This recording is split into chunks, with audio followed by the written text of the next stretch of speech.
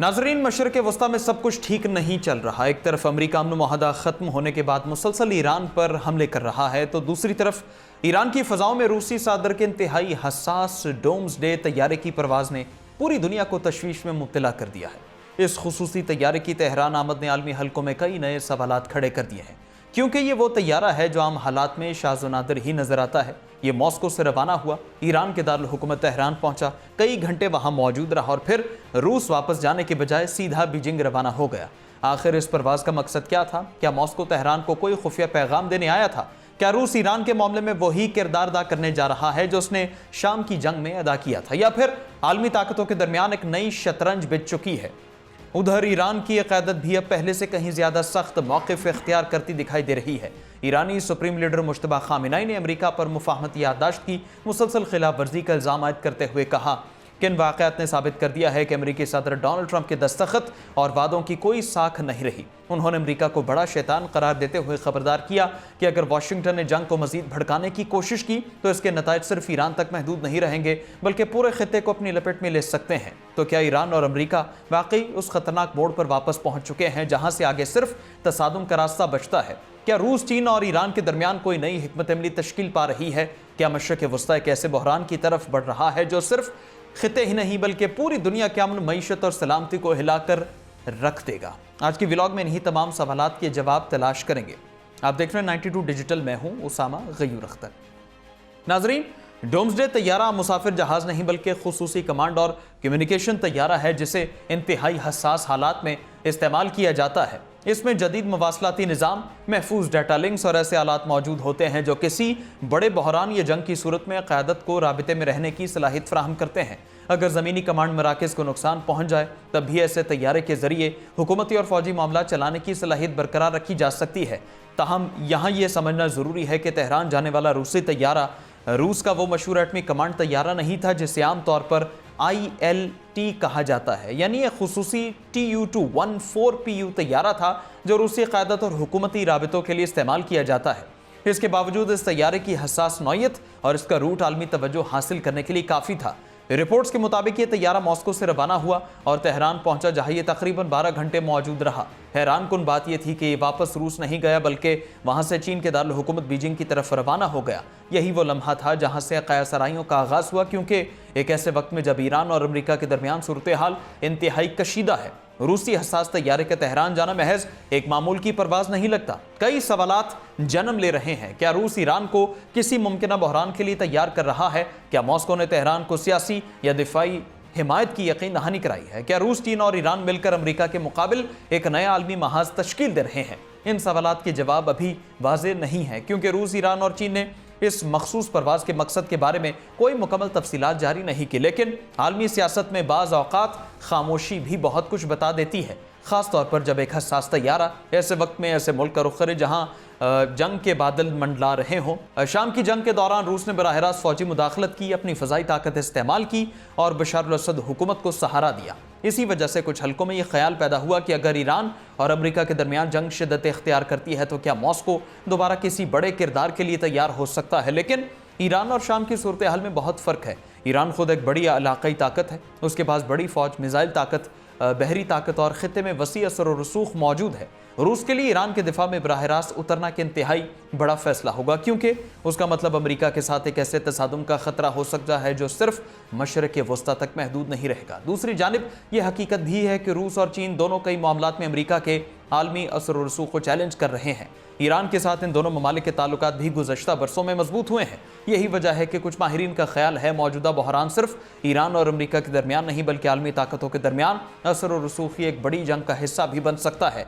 लेकिन यहाँ सवाल यह है कि क्या वाकई अमेरिका के हाथ से मशरक़ वस्ता निकल रहा है? ये सवाल भी आज बहुत अहम हो चुका है। कई दहाइयों तक अमेरिका इस खित्ते में सबसे ताकतवर बैरूनी ताकत रहा है। अमेरिकी फौजी अड्डे इत्तेहादी ममालिक और दिफाई मुआहदे वाशिंगटन के असर और रसूख की बुनियाद रहे हैं, लेकिन अब खित्ते का मंजरनामा तब्दील हो रहा है। चीन मुआशी ताकत बढ़ा रहा है, रूस दिफाई और सिफारती असर और रसूख बरकरार रखने की कोशिश कर रहा है, जबकि ईरान अपनी इलाकाई पोजीशन मजबूत रखने की कोशिश कर रहा है। मशरक़ वस्ता एक ऐसा मैदान नहीं रहा जहाँ सिर्फ एक आलमी ताकत के फैसले चलें, यहाँ कई ताकतें और मफादात के साथ मौजूद रहते हैं। दूसरी तरफ ईरान के लिए भी मौजूदा सूरत हाल इंतहाई ख़तरनाक है। کچھ تجزیہ کاروں کا خیال ہے تہران ایک ایسی حکمت عملی اختیار کر رہا ہے جس میں وہ دباؤ کا جواب دباؤ سے دینا چاہتا ہے۔ ایران جانتا ہے کہ امریکہ کے ساتھ مکمل جنگ کے نتائج تباہ کن ہو سکتے ہیں، لیکن وہ یہ بھی نہیں چاہتا کہ اسے کمزور سمجھا جائے۔ اسی لیے سوال یہ ہے کہ کیا ایران واقعی کسی آخری حد تک جانے کے لیے تیار ہے یا پھر وہ صرف اپنی طاقت کا مظاہرہ کر رہا ہے۔ اسی دوران ایران کے جوہری پروگرام اور ممکنہ حملوں کے خدشات نے بھی صورتحال کو مزید پیچیدہ بنا دیا ہے۔ ماضی میں ایران کی جوہری تنصیبات کو نشانہ بنانے کی باتیں سامنے آتی رہیں، لیکن جوہری جنگ ایک ایسا قدم ہوگا جس کے اثرات پوری دنیا کو متاثر کر سکتے ہیں۔ ابھی تک کوئی ایسی حتمی تصدیق موجود نہیں کہ کوئی جوہری حملہ ہونے جا رہا ہے، لیکن یہ ضرور ہے کہ موجودہ کشیدگی نے خدشات میں اضافہ کیا ہے۔ دوسری طرف ایران امریکہ کشیدگی میں ایک اور انتہائی یہاں پیش رفت سامنے آئی، اور یہ پیش رفت صرف ایک بیان نہیں بلکہ تہران کے بدلتے ہوئے موقف کا۔ ایران کے سپریم لیڈر مجتبی خامنائی نے امریکہ پر براہ راست الزام عائد کرتے ہوئے کہا کہ واشنگٹن نے مفاہمتی یادداشت کی مسلسل خلاف ورزی کی، جس کے بعد یہ ثابت ہوا کہ امریکی صدر ڈونلڈ ٹرمپ کے دستخط اور وعدوں کی کوئی ساکھ باقی نہیں رہی۔ اب یہاں سوال یہ پیدا ہوتا ہے کہ آخر ایران کی قیادت اتنی سخت زبان کیوں استعمال کر رہی ہے؟ کیا یہ صرف ایک سیاسی بیان ہے یا پھر تہران نے واقعی امریکہ کے ساتھ کسی بھی قسم کی سفارتی گنجائش ختم کرنے کا فیصلہ کیا ہے؟ مجتبی خامنائی نے امریکہ کو شدید تنقید کا نشانہ بناتے ہوئے ایک بار پھر اسے بڑا شیطان قرار دیا اور کہا کہ حالیہ واقعات نے امریکہ کی مبینہ جارحانہ پالیسی اور ناقابل اعتبار رویے کو دنیا کے سامنے بے نقاب کر دیا ہے۔ لیکن اس بیان کا سب سے اہم پہلو وہ وارننگ ہے جس میں انہوں نے کہا کہ اگر امریکہ جنگ کو مزید آگے بڑھانے کی کوشش کرتا ہے تو اس کے نتائج واشنگٹن کے لیے بھی خطرناک ہو سکتے ہیں۔ یعنی تہران کا پیغام واضح ہے کہ اگر دباؤ بڑھایا گیا تو ایران صرف دفاعی پوزیشن میں نہیں رہے گا بلکہ جوابی حکمت عملی اختیار کرنے کے لیے بھی تیار ہے۔ ناظرین، اگر ان دونوں بڑی پیش رفتوں کو ایک ساتھ رکھ کر دیکھا جائے تو ایک تصویر کافی حد تک واضح ہوتی نظر آ رہی ہے۔ ایک طرف روس کے انتہائی حساس طیارے کی تہران آمد نے یہ تاثر پیدا کیا کہ ایران اب اس بحران میں مکمل طور پر تنہا نہیں ہے۔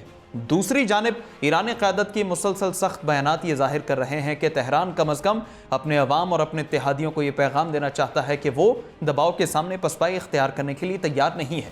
ایران کی جانب سے اسلام آباد مفاہمتی یادداشت پر عمل درآمد معطل کرنا، امریکہ پر معاہدے کی خلاف ورزی کا الزام لگانا اور پھر سپریم لیڈر مجتبی خامنائی کی جانب سے انتہائی سخت موقف اختیار کرنا اس بات کی نشاندہی کرتا ہے کہ تہران نے سفارتی زبان کے ساتھ ساتھ سخت مزاحمتی بیانیہ بھی اختیار کیا ہے۔ ایران کا موقف ہے کہ اگر اس پر فوجی دباؤ بڑھایا جاتا ہے تو وہ بھی اپنے دفاع کے لیے ہر ممکن قدم اٹھائے گا، اور یہ حقیقت بھی ہے کہ گزشتہ چند برسوں میں شدید معاشی پابندیوں، سفارتی دباؤ اور متعدد فوجی خطرات کے باوجود ایران نے اپنی دفاعی صلاحیت اور علاقائی سر و رسوخ کو برقرار رکھنے کی کوشش کی۔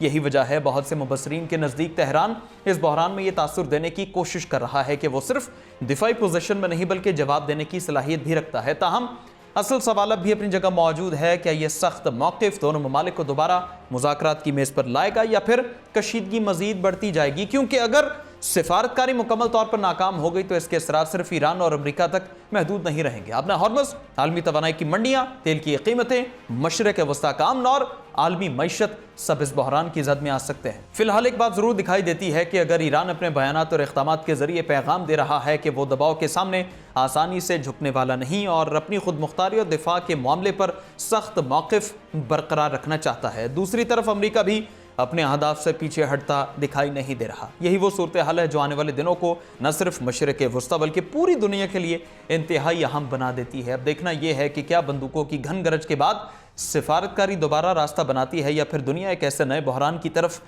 بڑھے گی جس کے اثرات آنے والے کئی برسوں تک محسوس کیے جائیں گے۔ اپنی رائے کامنٹ سیکشن میں ضرور بتائیں۔ اجازت دیں، اللہ حافظ۔